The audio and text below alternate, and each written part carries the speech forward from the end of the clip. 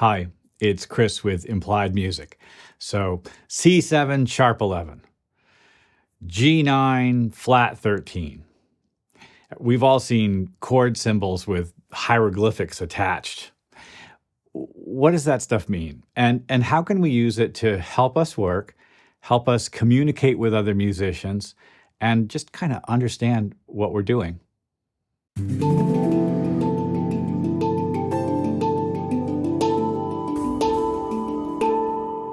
I was a bad piano student. I've said this before, and I'm just generally a bad student. I'm better now that I'm older because I'm more humble, but I used to just not, you couldn't tell me anything, basically.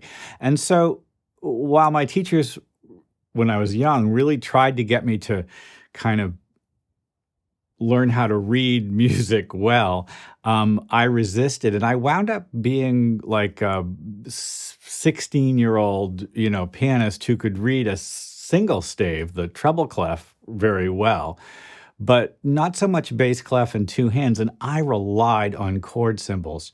And I learned to read chord symbols by fiddling around with the Berkeley Real Book, the real book, I guess, is sort of what everybody calls it now. And I bought my first one in like 1974 in the back room of a copy shop, cash on the barrel head. It was like a minor drug deal. They were illegal, actually.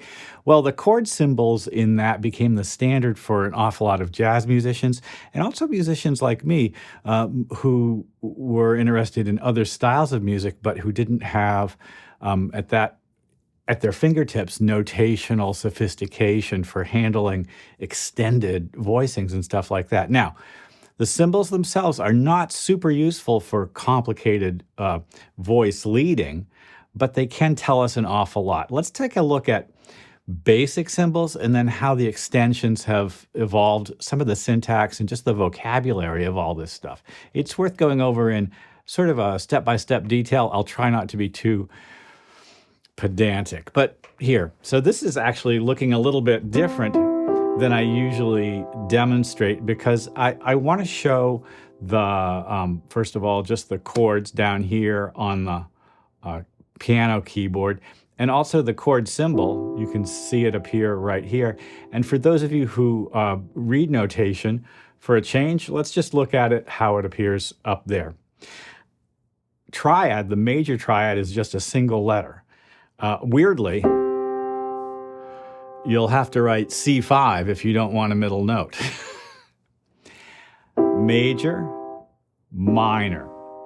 The MIN can sometimes be replaced with just a small m.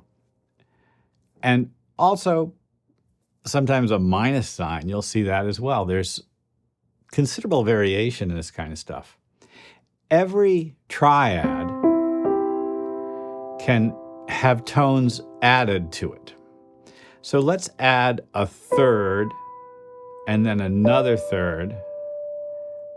And you can see the chord symbol changing. C major becomes C major 7. There's a very specific interval relationship, the major 7th, from the root. And that number, 7, is talking about the intervallic relationship between the root and the added tone, maybe the last added tone on the top. 5th, 7th, 9th. If I add the sharp 11, it's tacked on there, usually parenthetically like that. What if I add the normal 11th? This program, which by the way is the Chordy app and is pretty accurate, respells this whole thing into D minor 9, and I would agree. And the reason for it is the 11th is almost always sharp, raised, in a major chord. Well, we could go further. Major 7, 9, let's add the 13th on top and see what happens. Nice. The 13th was an A. And so it's parenthetically tacked on there. Let's add the 11th.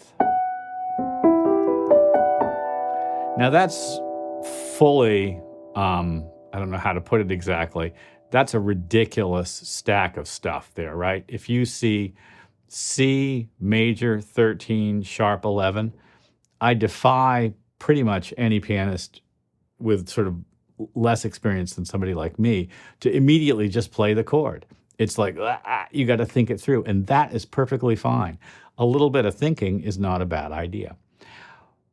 Let's take a look at the minor and the dominant chords as well while we're here. C minor, C M, or C M-I-N. C minor can have a minor seventh, C minor 7. C minor can have a major seventh.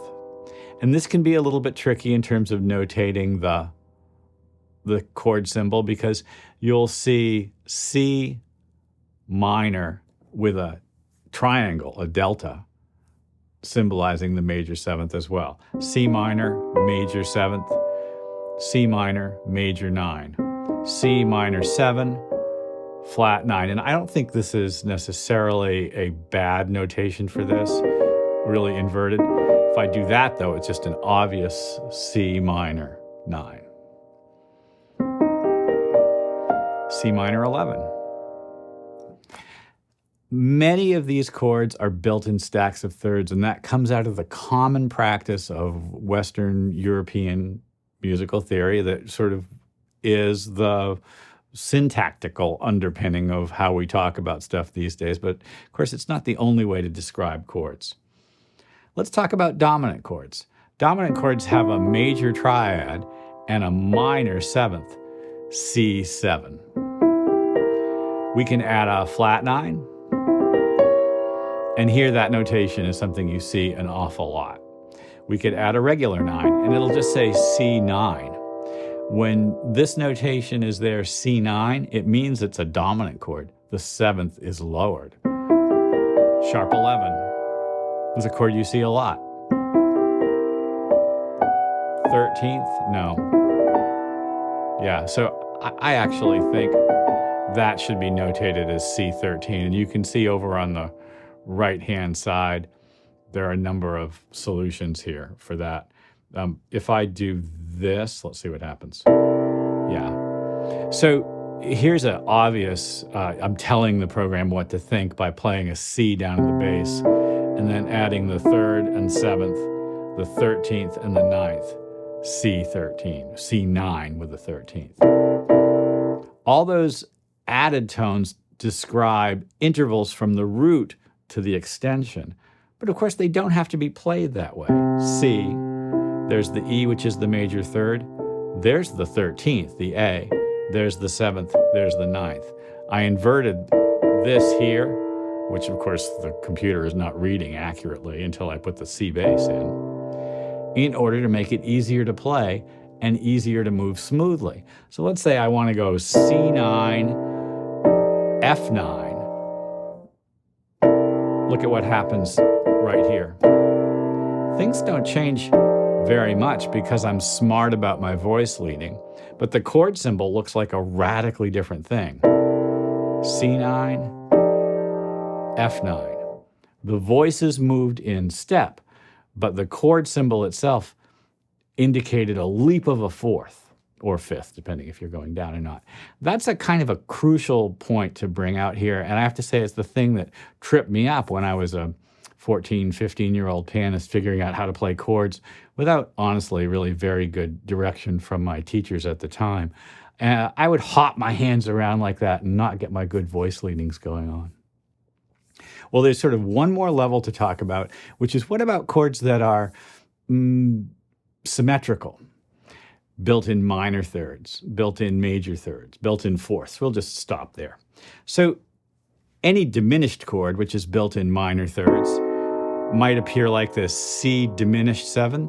It also might appear with like a degree sign, C with a little circle beside it, C diminished. C may be half diminished as well. This is fully diminished. This is half diminished. C minor 7, flat 5. That notation is accurate. C minor 7, flat 5.